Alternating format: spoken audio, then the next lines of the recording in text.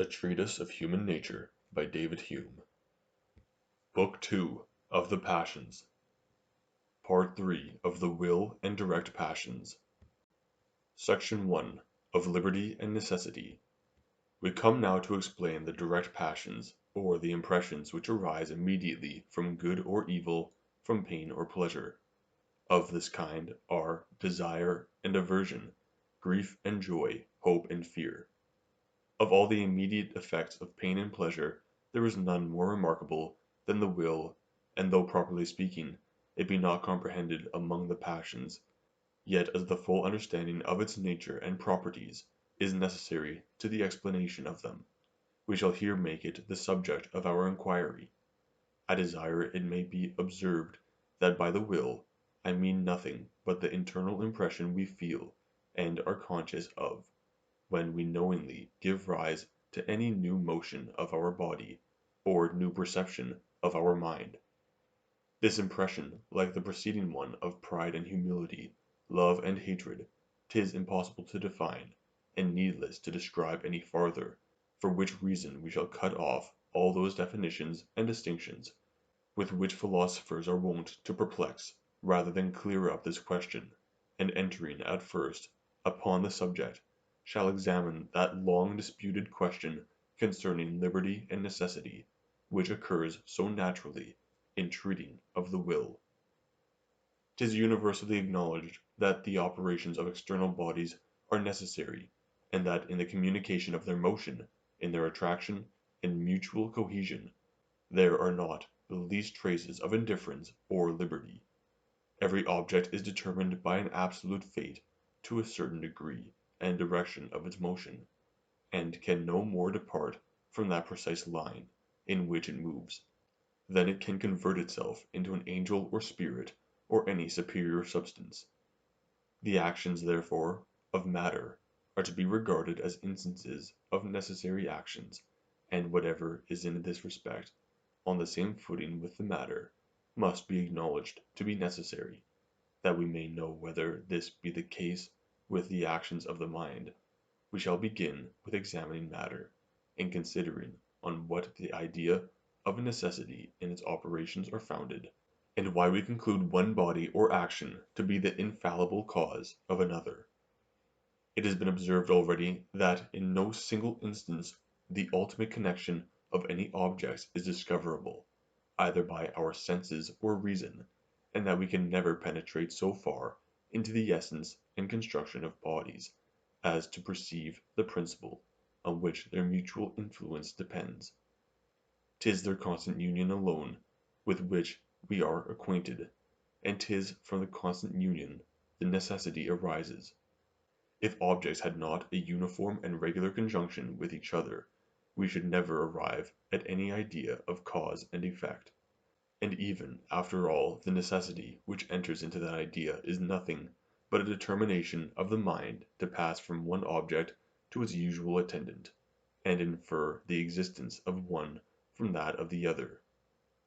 Here then are two particulars which we are to consider as essential to necessity: the constant union and the inference of the mind, and wherever we discover these we must acknowledge a necessity, as the actions of matter have no necessity but what is derived from these circumstances, and is not by any insight into the essence of bodies we discover their connection, and absence of this insight, while the union and inference remain, will never in any case remove the necessity. 'Tis the observation of the union which produces the inference, for which reason it might be thought sufficient, if we prove a constant union in the actions of the mind, in order to establish the inference, along with the necessity of these actions.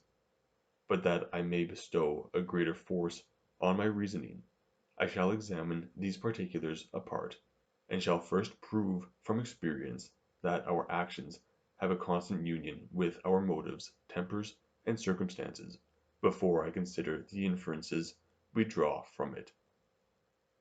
To this end a very slight and general view of the common course of human affairs will be sufficient. There is no light in which we can take them that does not confirm this principle. Whether we consider mankind according to the difference of sexes, ages, governments, conditions, or methods of education, the same uniformity and regular operation of natural principles are discernible. Like causes still produce like effects, in the same manner as in the mutual action of the elements and powers of nature. There are different trees which regularly produce fruit, whose relish is different from each other, and this regularity will be admitted as an instance of necessity and causes in external bodies. But are the products of Guyenne and of Champagne more regularly different than the sentiments, actions, and passions of the two sexes, of which the one are distinguished by their force and maturity, the other by their delicacy and softness? Are the changes of our body from infancy to old age more regular and certain than those of our mind and conduct? And would a man be more ridiculous who would expect that an infant of 4 years old will raise a weight of 300 pounds, than one who, from a person of the same age, would look for a philosophical reasoning, or a prudent and well-concerted action? We must certainly allow that the cohesion of the parts of matter arises from natural and necessary principles, whatever difficulty we may find in explaining them. And for a like reason we must allow that a human society is founded on like principles, and our reason in the latter case is better than even that in the former, because we not only observe that men always seek society, but can also explain the principles on which this universal propensity is founded. For is it more certain that two flat pieces of marble will unite together, than that two young savages of different sexes will copulate? Do the children arise from this copulation more uniformly than does the parents' care for their safety and preservation, and after they have arrived at years of discretion by the care of their parents, are the inconveniencies attending their separation more certain than their foresight of these inconveniencies, and their care of avoiding them by a close union and confederacy? The skin, pores, muscles, and nerves of a day laborer are different from those of a man of quality. So are his sentiments, actions, and manners. The different stations of life influence the whole fabric, external and internal, and these different stations arise necessarily, because uniformly, from the necessary and uniform principles of human nature. Men cannot live without society, and cannot be associated without government. Government makes a distinction of property and establishes the different ranks of men. This produces industry, traffic, manufactures, lawsuits, war, leagues, alliances, voyages, travels, cities, fleets, ports, and all those other actions and objects which cause such a diversity, and at the same time maintain such a uniformity in human life. Should a traveller returning from a far country tell us that he had seen a climate in the 50th degree of northern latitude, where all the fruits ripen and come to perfection in the winter, and decay in the summer, after the same manner as in England they are produced and decay in the contrary seasons, he would find few so credulous as to believe him. I am apt to think a traveller would meet with as little credit who should inform us of people exactly as the same character with those in Plato's Republic on the one hand, or those in Hobbes' Leviathan on the other. There is a general course of nature in human actions, as well as in the operations of the sun and the climate.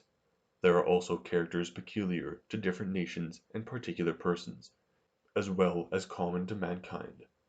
The knowledge of these characters is founded on the observation of a uniformity in the actions that flow from them, and this uniformity forms the very essence of necessity. I can imagine only one way of eluding this argument, which is by denying the uniformity of human actions on which it is founded, as long as actions have a constant union and connection with the situation and temper of the agent. However we may, in words, refuse to acknowledge the necessity, we really allow the thing. Now some may, perhaps, find a pretext to deny this regular union and connection. For what is more capricious than human actions? What more inconstant than the desires of man?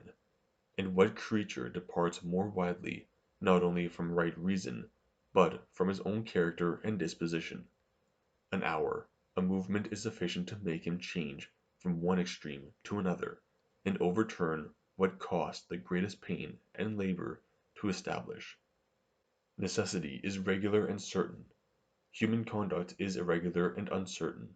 The one therefore proceeds not from the other. To this I reply that in judging of the actions of men we must proceed upon the same maxims as when we reason concerning external objects. When any phenomena are constantly and invariably conjoined together, they acquire such a connection in the imagination that it passes from one to the other without any doubt or hesitation.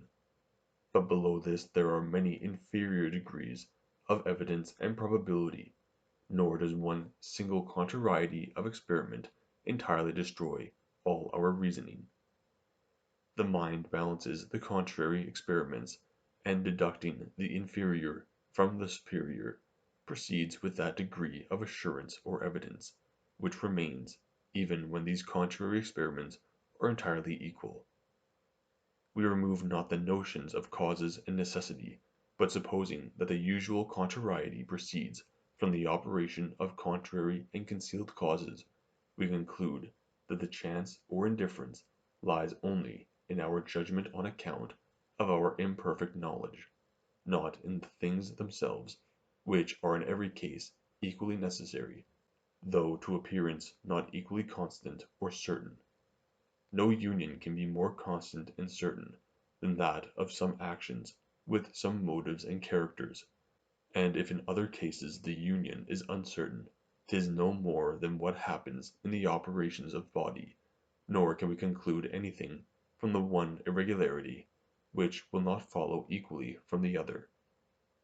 'Tis commonly allowed that madmen have no liberty, but were we to judge by their actions, these have less regularity and constancy than the actions of wise men, and consequently are farther removed from necessity. Our way of thinking in this particular is therefore absolutely inconsistent, but is a natural consequence of these confused ideas and undefined terms, which we so commonly make use of in our reasonings, especially on the present subject. We must now show that the union betwixt motives and actions has the same constancy as that in any natural operations, so its influence on the understanding is also the same in determining us to infer the existence of one from that of another. If this shall appear, there is no known circumstance that enters into the connection and production of the actions of matter, that is not to be found in all the operations of the mind, and consequently we cannot, without a manifest absurdity, attribute necessity to the one and refuse it to the other. There is no philosopher whose judgment is so riveted to this fantastical system of liberty as not to acknowledge the force of moral evidence, and both in speculation and practice proceed upon it, as upon a reasonable foundation. Now moral evidence is nothing but a conclusion concerning the actions of men, derived from the consideration of their motives, temper and situation. Thus when we see certain characters or figures described upon paper, we infer that the person who produced them would affirm such facts: the death of Caesar, the success of Augustus, the cruelty of Nero, and remembering the other concurrent testimonies we conclude that those facts were once really existent, and that so many men without any interest would never conspire to deceive us, especially since they must, in the attempt, expose themselves to the derision of all their contemporaries when these facts were asserted to be recent and universally unknown. The same kind of reasoning runs through politics, war, commerce, economy, and indeed mixes itself so entirely in human life that 'tis impossible to act or subsist a moment without having recourse to it. A prince who imposes a tax upon his subjects expects their compliance. A general who conducts an army makes account of a certain degree of courage. A merchant looks for fidelity and skill in his factor or supercargo. A man who gives orders for his dinner doubts not of the obedience of his servants. In short, as nothing more nearly interests us than our own actions and those of others, the greatest part of our reasonings is employed in judgments concerning them. Now I assert that whoever reasons after this manner does ipso facto believe the actions of the will to arise from necessity, and that he knows not what he means when he denies it. All those objects of which we call the one cause and the other effect, considered in themselves, are as distinct and separate from each other as any two things in nature, nor can we ever, by the most accurate survey of them, infer the existence of the one from that of the other. 'Tis only from experience and the observation of their constant union that we are able to form this inference. And even after all, the inference is nothing but the effect of custom on the imagination. We must not here be content with saying that the idea of cause and effect arise from objects constantly united, but must affirm that 'tis the very same with the idea of these objects, and that the necessary connection is not discovered by a conclusion of the understanding, but is merely a perception of the mind. Wherever, therefore, we observe the same union, and wherever the union operates in the same manner upon the belief and opinion, we have the idea of causes and necessity, though perhaps we may avoid those expressions. Motion in one body in all past instances that have fallen under our observation is followed upon impulse by motion in another. 'Tis impossible for the mind to penetrate farther. From this constant union it forms the idea of cause and effect, and by its influence feels the necessity.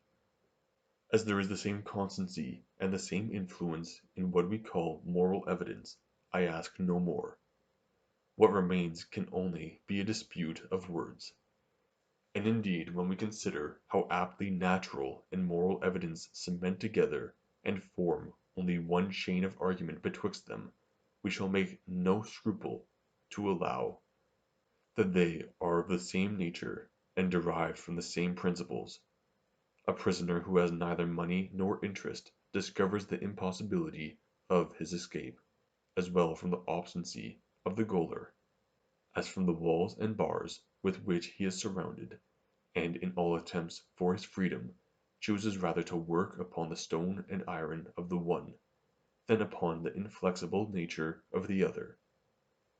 The same prisoner when conducted to the scaffold foresees his death as certainly from the constancy and fidelity of his guards as from the operation of the axe or wheel.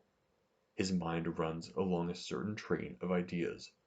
The refusal of the soldiers to consent to his escape, the action of the executioner, the separation of the head and body, bleeding, convulsive motions, and death.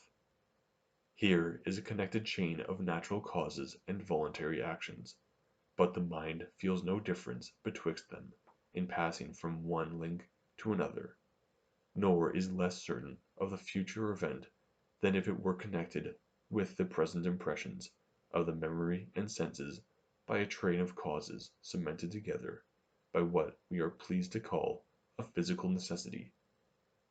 The same experienced union has the same effect on the mind, whether the united objects be motives, volitions, and actions, or figure and motion. We may change the names of things, but their nature and their operation on the understanding never change.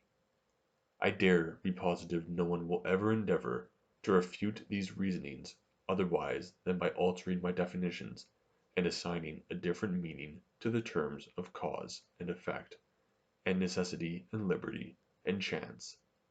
According to my definitions, necessity makes an essential part of causation, and consequently liberty, by removing necessity, removes also causes, and is the very same thing with chance, as chance is commonly thought to imply a contradiction, and is at least directly contrary to experience.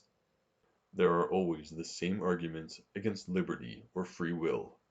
If anyone alters the definitions, I cannot pretend to argue with him, till I know the meaning he assigns to these terms.